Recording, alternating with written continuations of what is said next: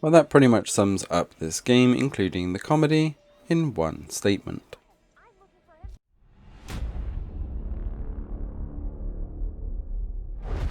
Hey everyone, and welcome to the Cloud Gaming Extreme channel. Today I'm looking at Deathloop on a maximum settings 2080 Super Cloud Gaming PC. And stealth, you said do it my way. Stealth isn't my way, especially not in this circumstance, so let me shoot them all and see what happens this loop.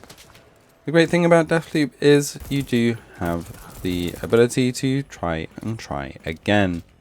Not only does it actually give you some ability that keeps you in one particular loop, but obviously if you get it wrong, you just go back to the start of the loop. But even if you do drop out of the loop and start a brand new one, you get to keep everything that you've learnt, even your abilities, and start again.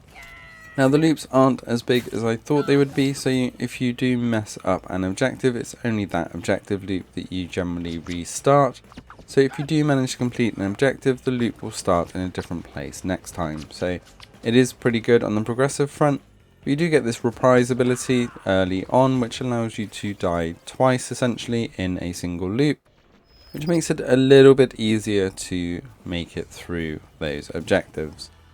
And this is still fairly early on in the game, so I haven't been hunted as much by the assassin. So hopefully that will not annoy me too much a bit later when we think that we're getting somewhere to then just get randomly killed out of nowhere. Overall though, the graphics are extremely good in Deathloop. This is a very demanding game.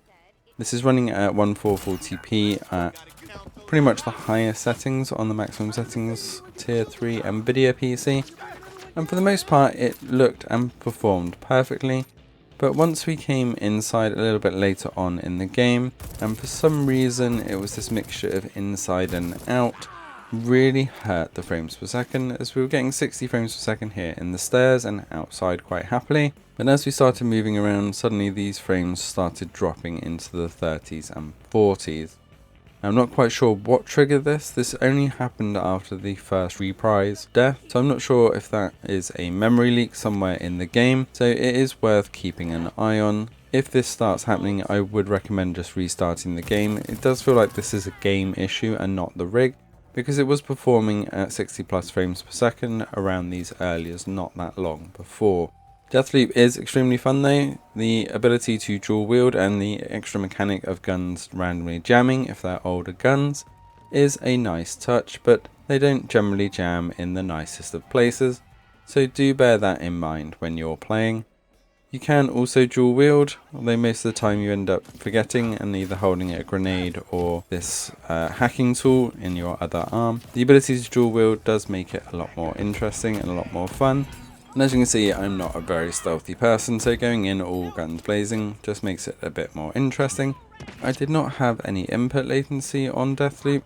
It was only this stutter when these frames started going down very low that it caused me any issue. And a quick restart of the game did clear that up, making it a very smooth experience. Deathloop is extremely fun. I can see why the reviews have been very high, but it could also feel like it would wear thin if you can't get a loop right.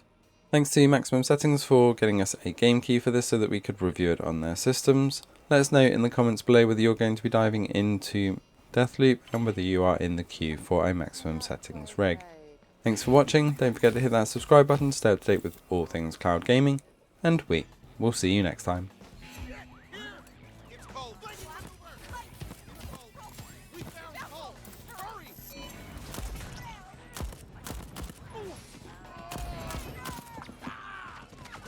Visual